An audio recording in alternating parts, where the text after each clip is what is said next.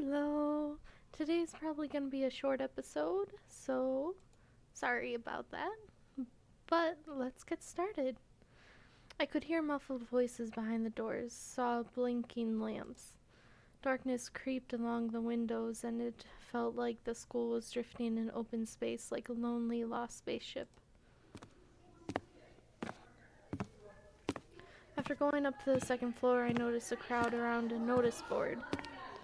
Everyone was taking part in a lively discussion. I moved closer and took a look at something everyone was interested in through a wall of backpacks. There was a piece of paper with something printed on it glued to the left of the notice board. Let's read. Vova, 10 years old, grade 4, left his home January 5th, around 4, and never returned. He was wearing an orange coat with a hood. Oh. So now they got this posted on the school too. Vova. That was his name, a 4th grader. On the grainy print, Vova looked dead with a black mouth and dark, empty eye sockets. Could it be that the darkness dwelling deep in the forest invaded his pores and mutilated his face? A plastic toy gun couldn't protect him from the whispering branches and the howling wind. Empty eyes of the lost boy pierced through my soul as if pleading. Unable to meet his stare, I turned around and rushed to the window, took a seat on the windowsill. The corridor was slowly filling up with children in groups of few. Nobody paid me any mind. In the darkness of school toilets, child voices were hammering a nursery rhyme.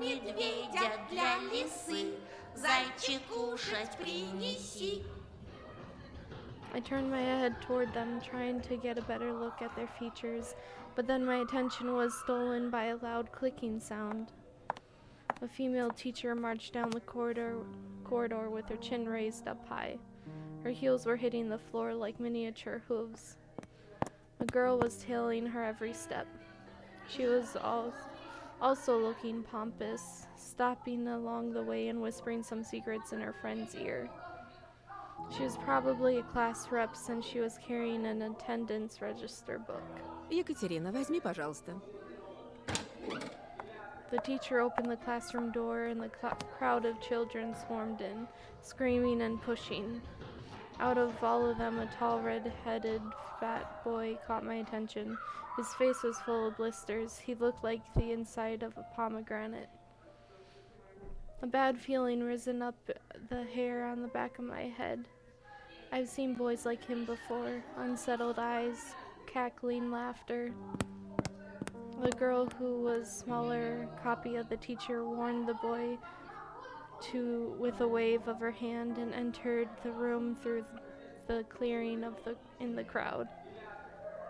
Some other guy stood in the way of the crowd, and the redhead immediately shoved him. The boy flew headfirst, flailing his hands, trying to keep his balance. The fatso burst out laughing, and a couple of kids joined his nasty cackling. Their laughter sounded like someone was snipping with huge garden scissors. Yeah, there we go. The classroom sucked all of the kids in. The corridor stood empty. I wanted to grow roots and stay on the windowsill.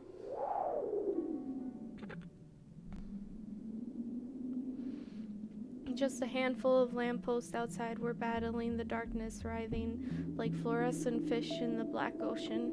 Maybe I can still run away, go outside, dissolve in the dark.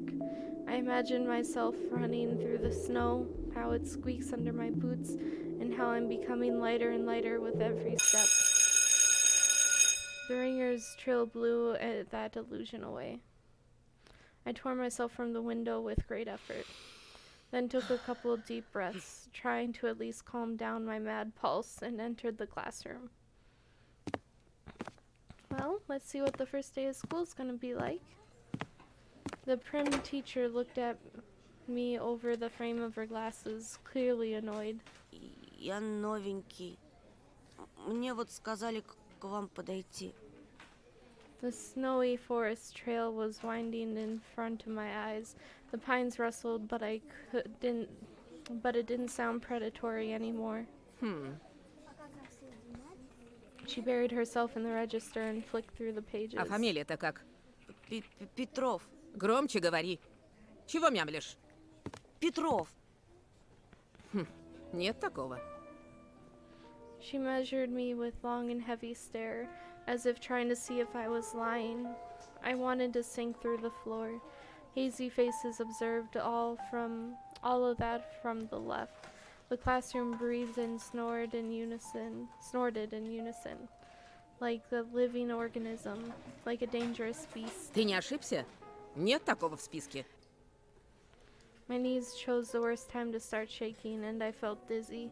I clutched my fist so hard my knuckles became Мне white. сказали, 204 кабинет, Лилия Павловна, 6 В.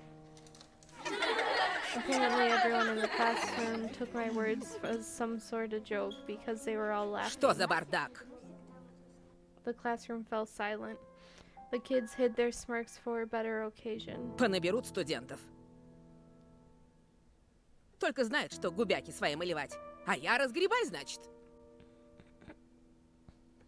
А бумаги-то кто заполнять будет? Не первый раз ведь уже. Подожди здесь. Сейчас. Сейчас я им устрою. The teacher flew past me, mumbling something to herself in righteous anger, and I was left standing at the center of the classroom, like a convict in front of a firing squad. I lowered my gaze, feeling the mocking stares from all around the classroom directed at me. They prickled my skin, danced on it like laser sights. Once again, I imagined running away from this place, fighting the clawing wind, soaring high above the pines in one long jump, with the wind in my back as my only companion. The eyes of my future classmates were asking, "This new boy, is he one of us or an outsider?" Somebody whispered something and stifled laughter rolled through the classroom. Доску вытри! It was easy to guess who was the main prankster here. Эй, очкарик! Ты чё, не только слепой, но еще и глухой? Доску вытри, говорю! My knees weren't the only shaking part of my body anymore. I was trembling from head to toe, and I prayed for the teacher to come back sooner. My prayers were answered by the powers that be. Ну что мне с тобой делать-то? Куда сажать, а? Давай-ка сядь, наверное, с Семеном. Он все равно один. Еще чего? The fatso put his backpack on the seat next to him in defiance, scratched his belly and smirked. Ты опять за старое? Снова бабушку в школу вызывать? The classroom went silent. А чё она мне сделает?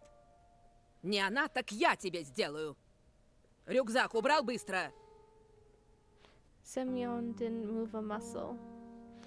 He started studying the portraits of writers on the wall, looking bored.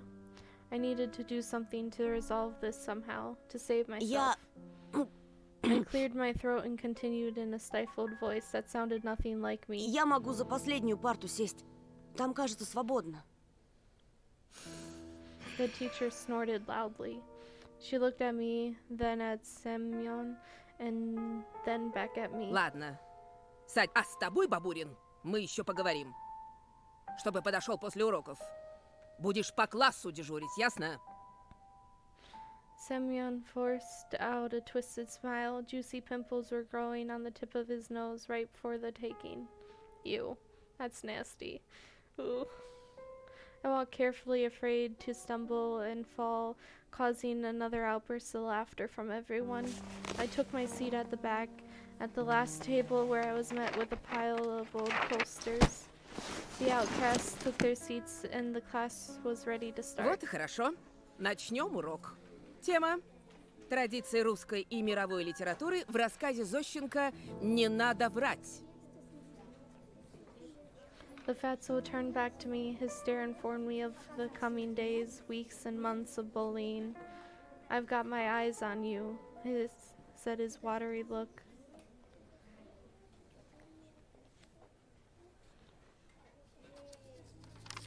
After just a couple of periods, I had already noticed a huge yellow spit stain on my notebook. Ew. Then at the cafeteria, this Semyon accidentally spilled a glass of compote on me. Glossary. Does it actually say? Oh, a dessert drink brewed from a mix of dry fruit and berries. Interesting. That's cool. And then he flailed his hands around after exiting the toilet so some of the liquid from his hands would get on me. Just before the final period for today, Semyon pushed me into a buzzing crowd of girls from our class. They made way, cursing, but I couldn't hold my balance and ended up ramming my face into the girl I took for the class rep before, right in her chest. Ай! Oh boy. I immediately stepped back, dying from Прости, ты в embarrassment. порядке? Я... Then she suddenly put her hands on her hips. Нет, ну вы посмотрите на него. Облапал меня прямо у всех на глазах. Я сейчас все маме расскажу. Тебя из школы выгонят, извращенец. There was some sort of sadistic pleasure in her eyes, as if she was a child who was about to put a lit-up match in, to the Schaefer beetle. Я нечаянно, меня толкнули. Все видели. Слепых среди нас нет. She stared at my glasses while showing me a creepy smile. I started to fume on the inside, but Semyon's laughter cooled my head. Толкнули? Чё, правда? He swaggered up to me, enveloping me in the smell of sunflower seeds and rotting teeth, and then pushed me to the ground. Вот так, да? И чё ты сделаешь? The bully towered over me as if saying, "Come on, hit me. Let me see you try." I would just endure, because if you fight back, it's just gonna get worse. I breathed in loudly, stood up, massaging my temples. Semyon made a mocking face, as if asking me wordlessly, "And what are you gonna do about it?" I looked at his red fist, and that seemed so big to me at the moment, and realized if I said even a single word, I'd get hit. And he'll keep hitting me until I cry, or maybe even that won't stop him. And nobody was going to help me. Простите, я споткнулся. What a pathetic squeak. If you could actually burn up from shame, I would have been reduced to cinders by Ходить now. нормально научись. Слепошара. I lowered my eyes and squeezed past Semyon. He showered me with the smell of decaying teeth. Пока-пока, терпела. The fatso let out a loud snort behind my back. My muscles became wooden, and I felt him wiping his hand on my back. I continued walking, listening to demeaning smirks from all sides. It was even worse than I expected. I was late to leave the school after classes on purpose. Semyon didn't attend the last period, so I was hopeful. What if he decided to dodge the cleaning duty and ran home, forgetting all about me? This was a relief. I didn't want to meet him in the empty hallway. The smirks of my classmates stood before my eyes like overturned horseshoes. My class had a lot of fun at my expense, but those who missed the show were asking the others to describe the bullying in full detail. I should have just transferred to a school for freaks. I'd be less conspicuous amongst hunchbacks, lame-legged, and disfigured. While the other students were leaving the school laughing loudly, I was pretending to skim through my books near a window. I was staring outside, nervous. Semyon was nowhere to be found in the front yard or near the school gate. I didn't really believe I was so lucky, so I decided to be extra cautious and stayed for some more time in the corridor that was gradually getting less crowded. All the bustle moved to the first floor. There was a skeleton Peeking out of the biology classroom, some jokester put a cap with the American condor on its head. The sound of running water were coming from the bathroom. I was the only person left in the whole school. I'm not alone. A sudden thought came to mind. I remembered the missing boy. His portrait was at the notice board, near the schedule. I remembered his smile, him looking at me, and the fact that he's most likely already dead. Привет. I shuddered and turned around.